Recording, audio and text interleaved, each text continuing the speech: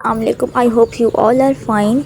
आज जो है हम स्टार्ट कर रहे हैं थर्ड चैप्टर, जो कि हमारा कंप्लीट हो चुका है। थोड़ा सा रहता था वो हम पढ़ लेते हैं। Photosynthesis temperature.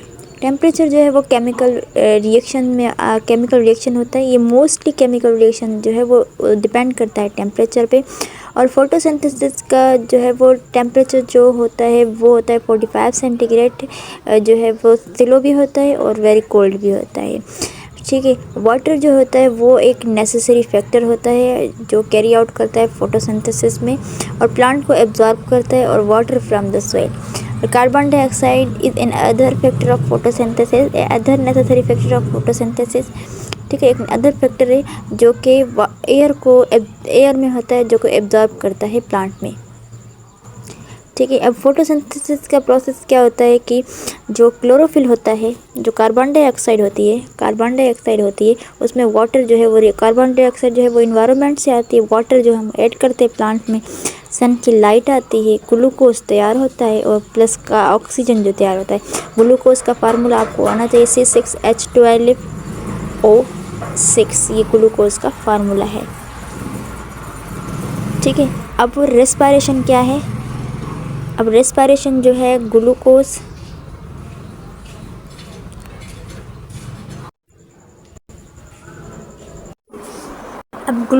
में ऑक्सीजन ऐड करेंगे तो ग्लूकोज जो है फूड होता है और ऑक्सीजन जो है दोनों हमें जो है वो प्लांट से मिलता है और यहाँ से रेस्पिरेशन होती है। और रेस्पिरेशन से क्या होता है, हमें कार्बन डाइऑक्साइड मिलता है और प्लस वाटर।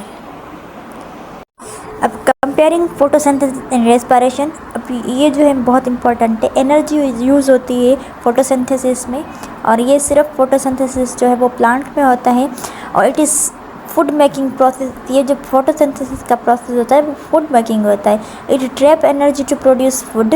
इसमें एनर्जी को ट्रैप करके फूड जो है वो प्रोड्यूस होता है। कार्बन डाइऑक्साइड जो होता है वो यूज होती है।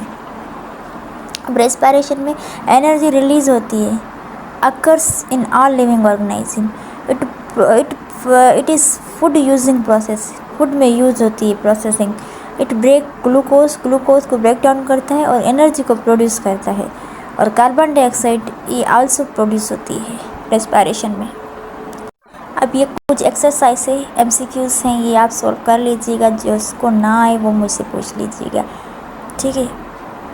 अब हमारा जो है फोर्थ चैप्टर है जो कि इन्वायरमेंट है और उसमें इंटरेक्शंस होती हैं, जो कि लिविंग थिंग्स भी आ जाती हैं और नॉन लिविंग थिंग्स भी आ जाती हैं। और इस चैप्टर में हम पढ़ेंगे बायोटिक कंपोनेंट्स के बारे में, अबायोटिक कंपोनेंट्स के बारे में, और कुछ आइडेंटिफिकेशंस होती है इन्वायरमेंट में, कुछ फिज़िकल फैक्टर्स होते हैं। ठीक है। हाँ, कैसे वो इन्वायरमेंट बना। ठीक है। और बायोटिक और बायोटिक में क्या फ़र्क होता है, कुछ कैरेक्टर्स हैं फैक्टर्स के, वो जो कि डिपेंड करता है फूड पे, उसके बारे में पढ़ेंगे। और रिलेशनशिप बिटवीन डिफरेंट ऑर्गेनिजम्स के बारे में हम ये पढ़ेंगे। तो चलते हैं। सबसे पहले हम देखते हैं, यहाँ पर लिखा हुआ है we have studied earlier that environment once surrounding. ठीक है। हमारे आसपास जितने भी हम जो इन्वायरमेंट है ये हम जो है वो पढ़ के आए हैं। अपने सराउंडिंग में जितने भी चीज़ें हैं वो होती हैं लिविंग और नॉन लिविंग होती है हमारे आसपास जितने भी हैं। ठीक है। अब यहाँ पर ये जो लिखा हुआ है कि लुक एट द पिक्चर्स को देखें। यहाँ पर जो है लिविंग ऑर्गेनिजम्स की नेम्स पढ़ें। ठीक है। ऑब्जर्व करें। यहाँ पर बायोटिक कंपोनेंट्स हमारे आसपास है और बायोटिक कंपोनेंट्स भी होते हैं।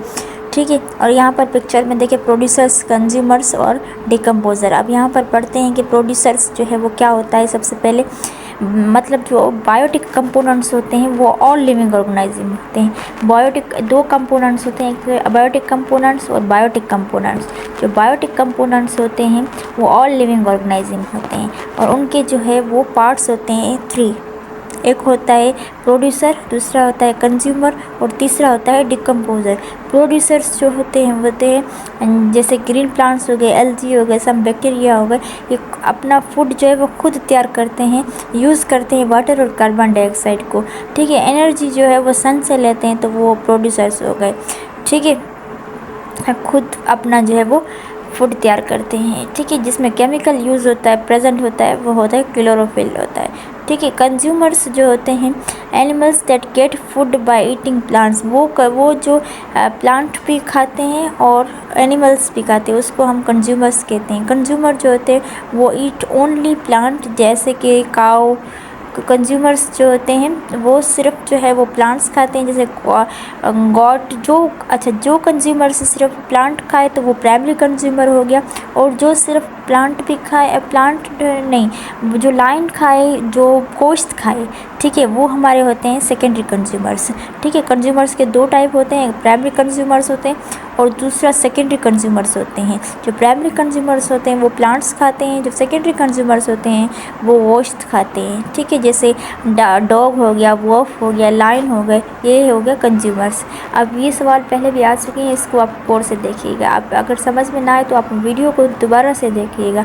मेरे चैनल को सब्सक्राइब ज़रूर कीजिएगा और लाइक भी कीजिएगा, और ज़्यादा से ज़्यादा शेयर भी करें, ठीक है। कमेंट्स मुझे ज़्यादा से ज़्यादा क्या करें, ताकि मुझे पता चले कि आप सब लोग जो है मेरी वीडियो को शौक़ से देखते हैं।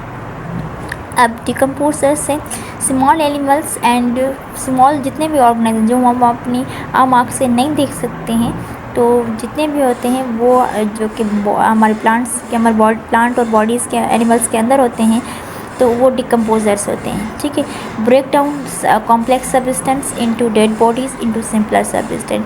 जितने भी मतलब प्लांट्स होते हैं, जितने भी मरे हुए जानदार होते हैं, तो वो जो है जो भी मरे हुए होते हैं वो कीड़े मकोड़े जो हैं वो खाते हैं। वो कीड़े मकोड़े जो वो खाते हैं, जब वो डाइजेस्ट करते हैं तो प्लांट में ये एब्जॉर्ब हो जाते हैं। ड्यूरिंग फोटोसिंथेसिस जो एब्जॉर्प्शन होती है, तो वो जो फूड प्रोड्यूस होता है ड्यूरिंग फोटोसिंथेसिस में। ये प्लांट्स जो है वो प्राइमरी कंज्यूमर्स हैं, तो ये प्रोड्यूसर्स हो गए। इसमें जो है वो नाइट्रोजन जो है प्रेजेंट होता है जो है रूट्स में, ठीक है। अब यहाँ पर जो है वो जो है रैबिट जो है वो इसको खा रहा है, तो ये हर्बीवोरस हो गया है। और जो गोश्त खा रहा है, जो कि कैट जो है वो गोश्त खा रही है, उसको हम जो है कार्निवोरस कहते हैं। और जो गोश्त खाए, यहाँ तक काफ़ी है। इंशाल्लाह नेक्स्ट वीडियो में हर्बीवोरस, कार्निवोरस, ओमनीवोरस के बारे में पढ़ेंगे। Thank you so much for watching.